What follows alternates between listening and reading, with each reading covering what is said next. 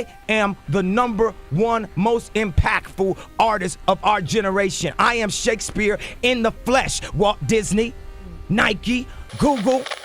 Kanye West. The name needs no introduction. 24-time Grammy-winning rapper, fashion icon with a multi-billion-dollar brand, and the center of multiple controversies. Kanye is a god in his world and we just live in it. But this god has fallen from the man we once knew. Whether it's the pressure of fame or the results of tragedy, Kanye has shown regression in his sanity. So let's explore this downward spiral of Kanye West.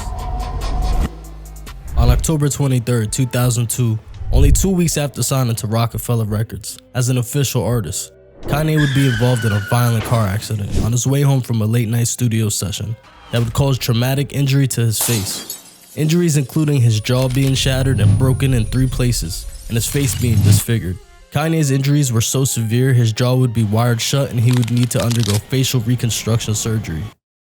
Most thought that Kanye wouldn't make it back from the setback. However, in typical Kanye fashion, he would prove those wrong when he would drop his classic, Through the Wire, where Kanye would express his emotions on the incident while still having his mouth wired shut. It seemed Kanye wouldn't take this setback sitting down and would instead fight on. There's been theories on the impact of this accident on Kanye's mental status. Car accidents are traumatic experiences, both physically and mentally, as people are often left changed after the event. PTSD and depression are common, especially after near-death injuries. Studies have shown the concerning effects of trauma to the facial and head region. In Kanye's situation, he was struck with his steering wheel in a head-on collision. It could be said that the amount of force that was impacted on the front of his face was enough to cause, at the very least, a bad concussion. With the frontal lobe being at the forefront of the skull, it's very possible a hard and abrupt impact to the facial area can lead to head injury, specifically in that location. Many of the side effects of post-frontal lobe damage, ironically, mirror a lot of Kanye's personality. For instance, lack of concentration is something that is very clear when watching Kanye interact with people. He seems to almost be halfway out of the conversation at times, and his conversations quickly lose focus as he often goes from one tangent to another. This goes along with his mental agility, as his thoughts seem to be all over the place, hardly being able to stay on one topic at once, and often coming off as outlandish and random. Kanye has also been known to be sporadic with his planning, often changing plans last minute, as we've seen lately. He'll switch a release date on a dime, or make changes to an album an hour before release, all examples of altered sequencing. Kanye is a big personality that seems to always be changing, going from smiling to straight serious in the drop of a dime. Bro got like a 3-second timer. I'm just extremely happy. Can you tell by my face?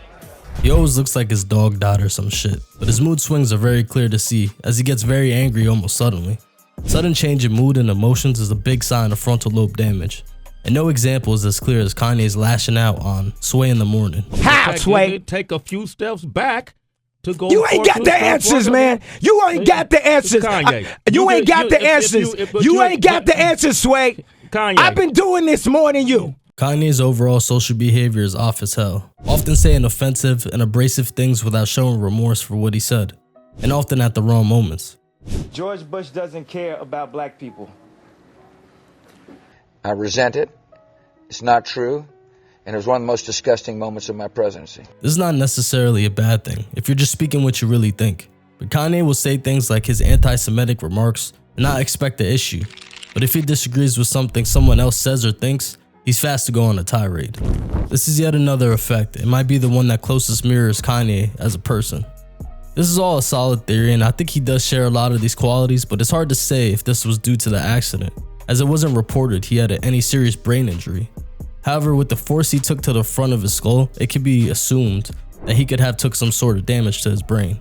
And hey, who knows? Maybe it was that sign that smoked his head that caused it. Oh! Kanye! Oh, Kanye, you okay? You okay? And then there's the question of, was he acting differently after the accident, or was he simply always like this? That's just hard to say, as we don't know these celebrities on a personal level. Kanye has recently said in leaked text messages to Elon Musk of all people that the accident has left him with signs of autism. Though this experience may have impacted Ye, no other impact hit him harder than the death of his mother.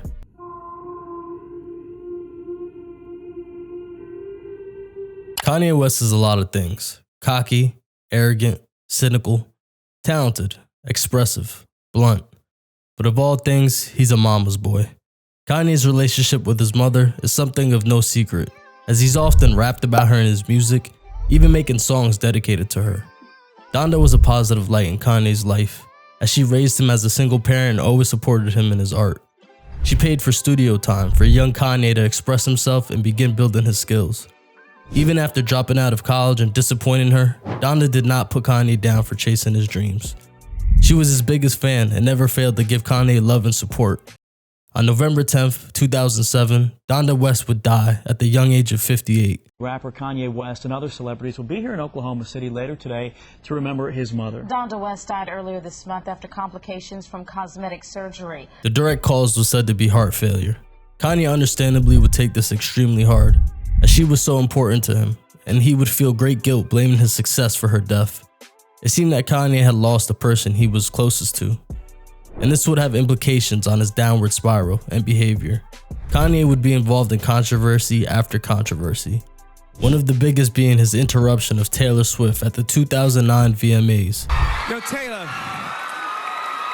I'm really happy for you. I'm gonna let you finish, but Beyonce had one of the best videos of all time. One of the best videos of all time. This would cause a media storm, even leading to the President of the United States calling Kanye a jackass. The young lady seems like a perfectly nice person. She's getting her award. What's he doing? Why would he do that? He's a jackass. What kind of stupid, short-sighted, irresponsible bull? Whoa! Hey! What? Okay, no, hey! You know how much of a nuisance you gotta be for Obama to call you a jackass? Kanye would take a lot of slack for this moment, and it would be revealed that Kanye was actually blasted at the time, walking the red carpet with a Henny bottle. And yeah, you could mark this off as just a drunken mistake, but many saw it as a cry for help, as there's no reason to be that blasted at a broadcasted award show. Kanye would surprisingly be brought to silence when Jay Leno would ask him what his mother would have said about his actions. Let me ask something. I was fortunate enough to meet your mom and talk with your mom a number of years ago. What do you think she would have said about this?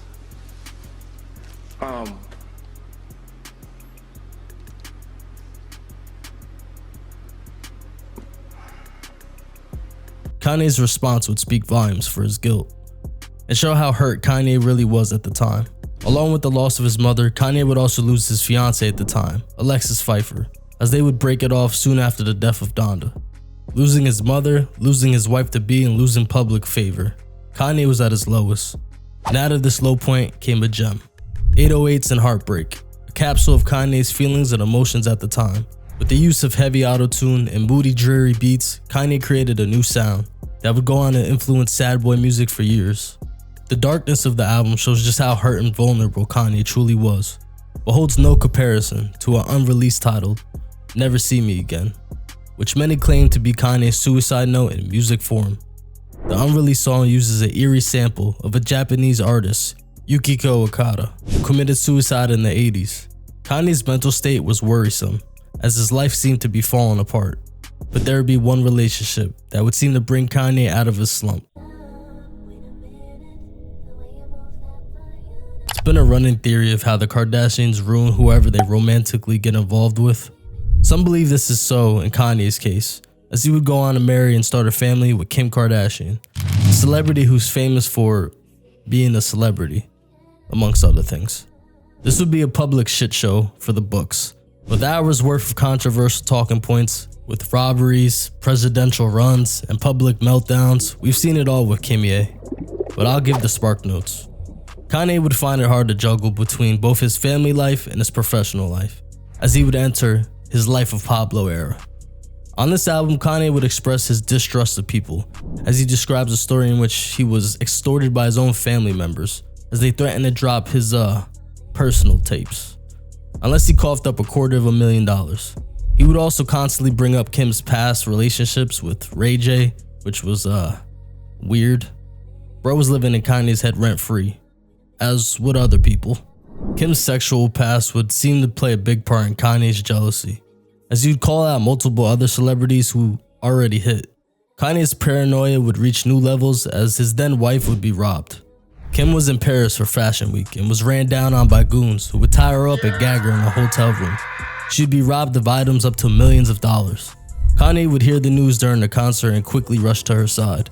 He would then hire military-grade protection for Kim, and even say that he would have hunted down and murdered whoever was involved if anything had happened to Kim.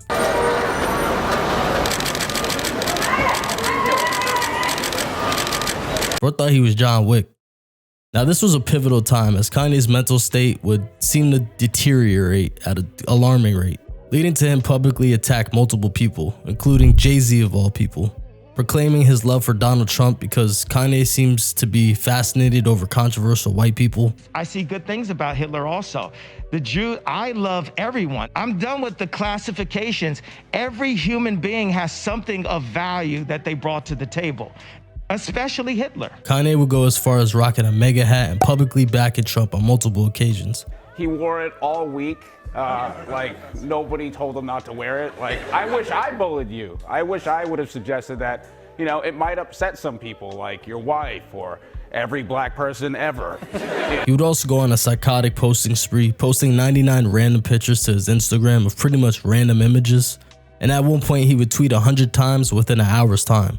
You know how fast your fingers gotta be moving to type that much? Kanye's outlandish behavior would lead to his St. Pablo tour being canceled, and it would be his first visit to a psychiatric facility, as it was reported that Kanye had a psychotic break. Kanye would reveal an opioid addiction after a liposuction surgery that he had due to his fear of being fat, and made fun of like Kim's brother, Rob. I'm not even kidding, he actually said that shit. Kanye would announce that he was running for president of the United States, publicly admitted that he wanted to abort his child at his own presidential rally,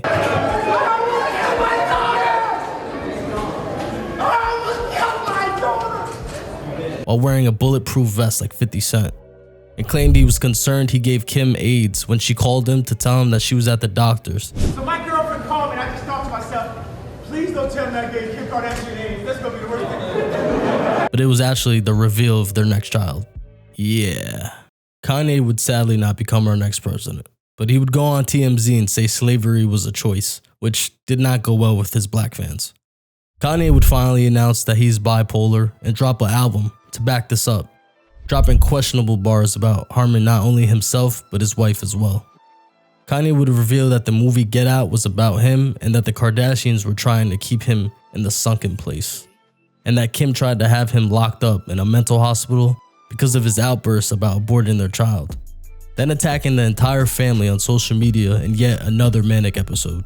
This would be the breaking point for Kim, as she would divorce Ye just in time for her to become a billionaire. Funny how that works. This would bring us to the divorce era of their relationship, where Kanye would begin crying out for his family, which is actually understandable. Who wouldn't want their family back together after a split? But it was Kanye's methods that would be the issue, as he would publicly harass Kim for months, with multiple posts about the Kardashians keeping his kids from him and Kim's parenting skills. But things would reach a new level when Kim would begin dating Pete Davidson. Yeah, this guy. Imagine losing this for this guy. Kanye would not react well to this, as he would constantly attack Pete in the media, calling him skeet and even mentioning him in music. He would also try to get back at Kim by dating random lookalikes of Kim, which was weird. He even got married a month after his divorce was final with Kim. And that was pretty much the end of the Kim Ye saga as of now. So was this all due to a Kardashian curse? Well, I think Kanye was already on his downward spiral, and it seems that Kanye really did love Kim and his family, even though he would publicly embarrass them on multiple occasions. I think Kanye was torn between his rock star lifestyle and a home life. I think Kanye is definitely bipolar and should remain on his meds, regardless of how it affects his artistic creativity. Because let's keep it a buck, he fell off musically a while ago compared to his level he was once at, and his family is more important, or at least it should be. Whether his illness is a product of the accident or he was just always this way, he needs to put the work in to improve himself. Having positive people around you is a good start. Having yes men who feed into your manic moments does nothing but hurt you. Ye needs a team that understands his condition and talks him off the ledge. It's understandable that Ye feels lost without his mother, as she was his rock that grounded him. But just because she's gone doesn't mean he can't find that within a group of friends, or a woman, or even his kids. With his recent controversy over losing his Adidas deal along with many other partnerships for racist and hateful comments, it seems Kanye is continuing down deeper and deeper into insanity, losing money, friends, and respect. I just hope Kanye finds his way. He may say things that I'm completely against, and he's definitely offended many people, but it's never too late to chase redemption. Kanye wants to make change to the world, but I think he needs to make change within first. I'm Subnata, and I'm off this.